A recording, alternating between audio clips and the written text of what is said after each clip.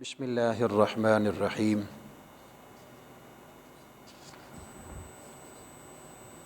آج کی تلاوت میں سورہ انعام شامل ہے۔ یہ سورہ انعام مدنی سورت ہے اور یہ 1 سے لے کر رکوع نمبر 1 سے 20 تک، یعنی 20 سارے رکوع ہیں اس کے۔ ابتدا میں اللہ رب العزت نے اس سورہ مبارکہ میں اپنی وحدانیت اور تخلیقی کاریگری کا ذکر فرمایا ہے، سابقہ قوموں کا ذکر فرمایا،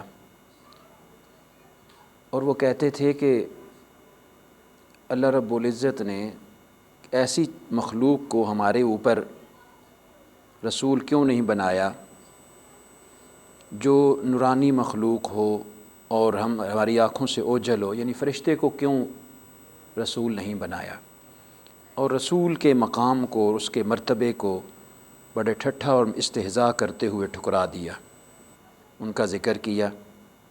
اور پھر اگلے رکوع میں اللہ رب العزت نے ارشاد فرمایا کہ زمین میں گھوم کر آپ دیکھیے کیسے وہ لوگ جنہوں نے اللہ کی ذات کو جھٹلایا ان کے ساتھ اللہ رب العزت نے کیا سلوک کیا۔ اور اتنا اللہ کی ذات کے بارے میں یہ ضرور جانتے ہیں، جب ان سے پوچھیں آپ کے زمین و آسمان کو کس نے تخلیق کیا تو یہ ضرور کہیں گے کہ اللہ نے تخلیق کیا اور اللہ کی ذات ہی ہے۔ اور پھر اللہ کی ذات اور صفات کو بھی یہ اچھی طرح جانتے ہیں، پھر بھی اللہ کریم کی ذات کا انکار کرتے ہیں۔ جانتے ہیں کہ یہ تکلیف یعنی شر اور بھلائی خیر یہ اللہ کریم کی طرف سے ہی آتے ہیں، اور یہ قرآن بھی اللہ کریم کی طرف سے ہی ہے، یہ الگ بات ہے کہ وہ اس کو جھٹلا رہے ہیں۔ اور پھر جب تکلیف آتی ہے تو وہ یہ سوچتے ہیں، سمجھتے بھی ہیں کہ اللہ کے علاوہ اس کو کوئی دور کرنے والا نہیں ہے، لیکن اس کے باوجود اس کی ذات کا انکار کرتے ہیں۔ اس سے بڑا ظالم کون ہو سکتا ہے؟ سورہ انعام میں یہ بھی ارشاد فرمایا، اس سے بڑا ظالم کون ہو سکتا ہے جو اللہ کریم کی ذات پر افتراء باندھتا ہے، جھوٹ باندھتا ہے اور اس کی آیات کو جھٹلاتا ہے۔ وہ ظالم شخص ہے، وہ کبھی بھی فلاح نہیں پائے گا۔ ان کے کانوں میں ان کے کانوں میں کے آگے پردے آئے ہوئے، سنتے بھی ہیں، جانتے بھی ہیں، لیکن یقین نہیں کرتے، اللہ کریم کی ذات کا بھی انکار کرتے ہیں۔ پھر قیامت کے دن یہ پچھتائیں گے، ہائے کاش کہ ہم نے دنیا میں اللہ کریم کی ذات کو تسلیم کر لیا ہوتا تو آج ہمیں ایسے عذاب کا سامنا نہ کرنا پڑتا۔ اور یہ دنیاوی زندگی بھی حقیقت ہے، اور اس کے بعد آنے والی زندگی، اخروی زندگی بھی ایک حقیقت ہے جس سے کبھی بھی جھٹلایا نہیں جا سکتا۔ نقصان وہی اٹھائے گا جس نے قیامت کو جھٹلایا، یعنی اللہ کی ملاقات کو جھٹلایا۔ یاد رکھ لیجئے وہ گھڑی آئے گی جب ان لوگوں کو اللہ کریم کے ساتھ ملاقات کرنا پڑے گی، اس وقت یہ کہیں گے یا حسرتنا علی ما فرطنا فیہا، کہ کاش کہ ہم اس وقت کو اللہ کریم کی ذات کا اقرار بھی کر لیتے، رسول کی ذات کا اقرار بھی کر لیتے، لیکن وہ وقت واپس پلٹے گا نہیں۔ دنیا کی زندگی لاو و لعب ہے جس میں یہ پڑھ کر انہوں نے آخرت کو بھلا دیا ہے۔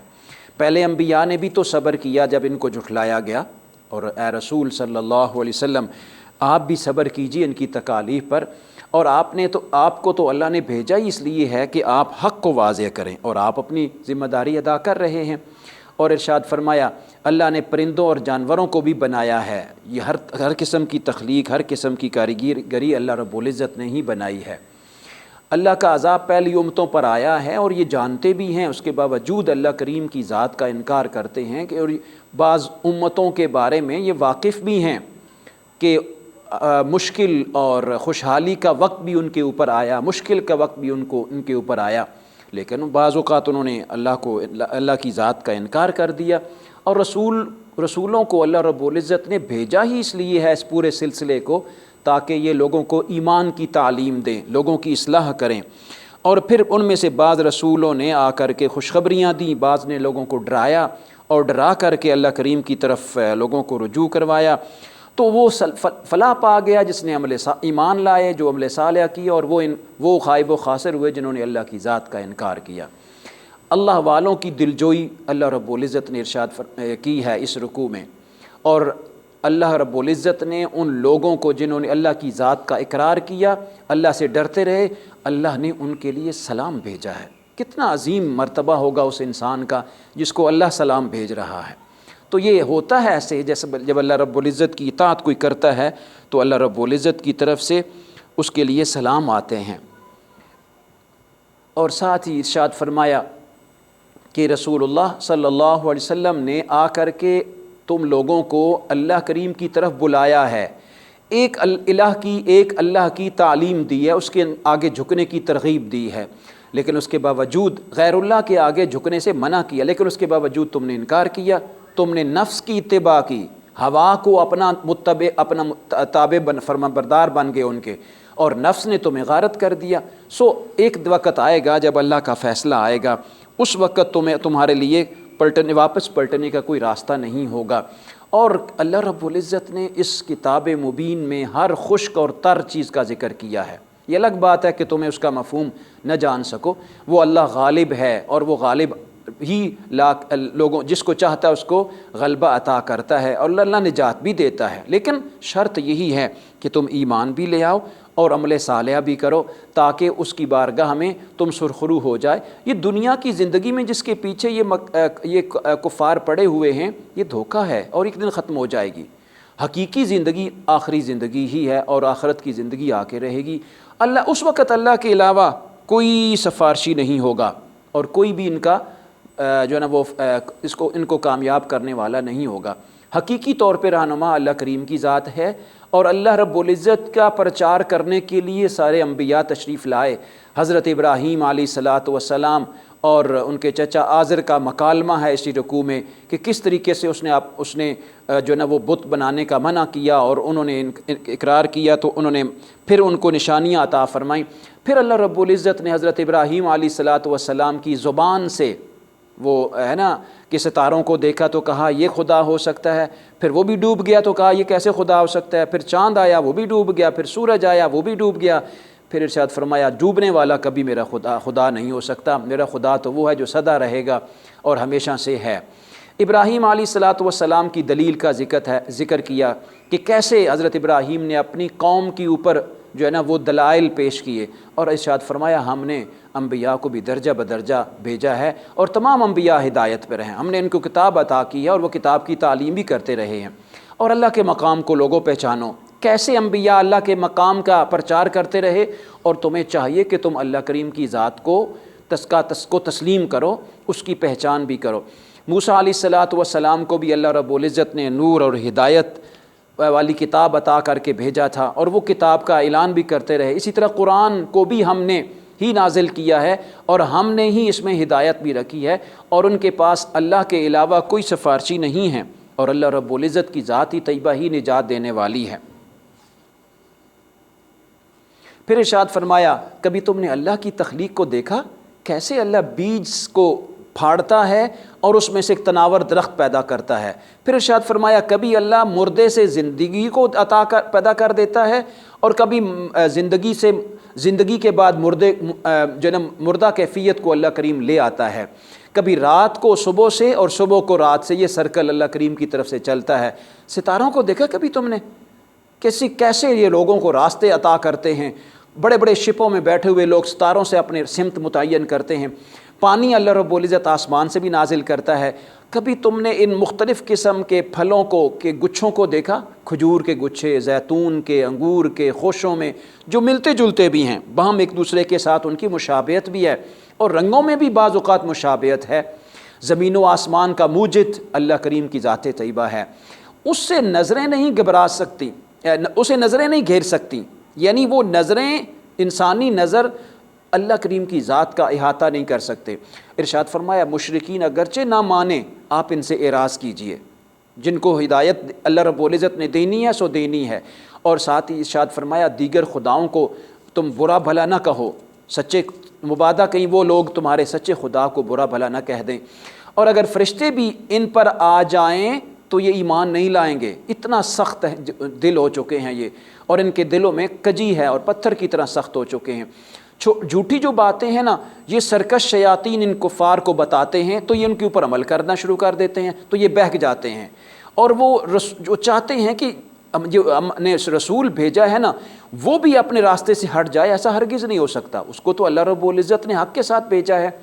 اللہ نے تم پر سچائی مکمل کر دی، اور اے رسول سچائی تم پر مکمل ہو چکی ہے، اور اب سچائی کا پرچار ہی کرنا ہے۔ یہ لوگوں کے دلوں میں وسوسے بھی ڈالتے ہیں تاکہ لوگ اللہ کریم کی ذات سے متنفر اور دور ہو جائیں۔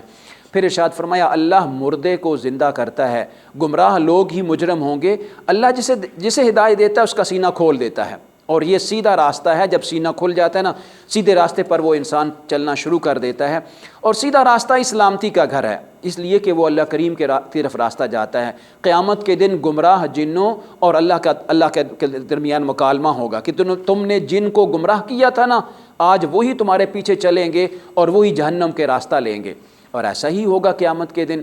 پھر ارشاد فرمایا رسول آئے تو اللہ کریم کی طرف سے وہی لے کے آئے تاکہ لوگوں کے سامنے اپنی حقانیت کو واضح کریں، اور ہر ایک کا اللہ رب العزت نے درجہ متعین کر رکھا ہے، وہ اپنے مقام اور مرتبے میں درجے پر فائز ہے۔ اللہ صاحب رحمت ہے، یعنی گناہ کے باوجود اللہ کریم کی طرف پلٹو گے نا تو اسے رحیم پاؤ گے۔ اس میں رکوع میں اس کا بھی ذکر ہے، فصلوں کا، مویشیوں کا پیدا کرنے والا وہ اللہ کریم کی ذات ہے۔ اسی سے سورہ انعام بھی ہے نا، انعام بنیادی طور پہ مویشیوں کو کہا جاتا ہے، تو اسی سے اللہ کریم نے ارشاد فرمایا ہم نے فصلوں کو پیدا کیا، مویشیوں کو پیدا کیا۔ بعض کس طرح کے مویشی ہیں جو مال برداری کے کام آتے ہیں، بعض مویشی تمہارے لیے دودھ کا سامان پیدا کرتے ہیں، بعض مویشی تمہارے لیے جو نا وہ گوشت کا سامان پیدا کرتے ہیں۔ یہ اللہ رب العزت کی پیدائش ہے، افزائش ہے۔ وہ اللہ باغات کو بھی پیدا کرتا ہے، طرح طرح کے مویشی اللہ رب العزت نے پیدا کیے ہیں۔ 8 جوڑے بنائے ہیں، بکریوں کے، بھیڑوں کے، اونٹوں کے، گائے کے، الگ الگ نام دے کر کے اللہ رب العزت نے ذکر کیا۔ پھر ساتھ ہی ساتھ پھلوں کا نام دے کر کے نخل، زرع، زیتون اور پھر رمان یعنی انار، ان چیزوں کا یہ متشابہ ہیں، کھاؤ اس لیے کہ یہ اللہ رب العزت نے تمہیں عطا کیے ہیں۔ لیکن جب تمہاری زمینوں سے رزق نکلے نا تو اس رزق میں سے اللہ کا حق بھی ضرور عطا کرو، یعنی عشر ادا کرو، اس کا ذکر کیا۔ حلال مال اللہ رب العزت نے تمہارے لیے حلال کیا ہے، اور حرام کی اقسام بھی بیان کر دی۔ مردار جس پر اللہ کا نام نہیں لیا جاتا، خون، خنزیر اور غیر اللہ کا نام لیا ہوا مال، یہ حرام چیزیں ہیں، ان سے بچو۔ اور یہودیوں کے لیے حرام کیا گیا مال، وہ ناخن والا جانور بھی حرام کیا گیا ہے یہودیوں کے لیے، لیکن اس کے باوجود وہ اللہ کی طرف سے عطا کی ہوئی جو محارم تھے ان کو سمجھتے نہیں تھے۔ اللہ کا وہی کردہ نظام ہے، یعنی ڈیوائن لا ہے، شریعہ ہے اللہ کریم کی طرف سے آیا ہوا، یہ کوئی انسان کا پیدا کردہ نظام نہیں ہے، اسی میں اخلاقی نظام بھی ہے۔ اور ارشاد فرمایا آپ کہہ دیجئے کہ یہی میرا راستہ ہے، میں اسی کی اتباع کرتا ہوں، اس لیے کہ یہ راستہ مجھے اللہ رب العزت نے عطا کیا ہے۔ اور اللہ کریم نے ارشاد فرمایا اس قرآن کو ہم نے نازل کیا ہے، اور یہ مبارک ہے، برکت والا ہے، یہ اپنے رب کی طرف سے سراپا ہدایت بھی ہے تمہارے لیے، یعنی ایک راستہ بھی ہے، ڈائریکشن بھی ہے، اور تمہارے لیے رحمت بھی ہے۔ تفرقہ میں نہ پڑھنا، تفرقہ اللہ کریم کو ناپسندیدہ ہے۔ اور پھر ساتھ ہی ساتھ ارشاد فرمایا نیکی کا اجر جب اللہ کریم کوئی ایک نیکی بندہ لے کے آتا ہے نا، اللہ کریم اس کو 10 گنا بڑھا دیتے ہیں، اور اسی کی مثل اللہ کریم اجر بھی عطا کرتے ہیں۔ اور اے رسول آپ فرمائیے یہ راستہ میرا ہے، اور یہ سیدھا راستہ ہے، یہ ابراہیمی راستہ ہے، میرا سب کچھ اللہ رب العزت کی ذات کے لیے ہے، اور میں بھی اللہ کریم اپنی ذات کو اللہ کریم کے سپرد کرتا ہوں۔ دعا ہے اللہ کریم عمل کی توفیق عطا فرمائے، قرآن کریم سمجھنے کی توفیق عطا فرمائے۔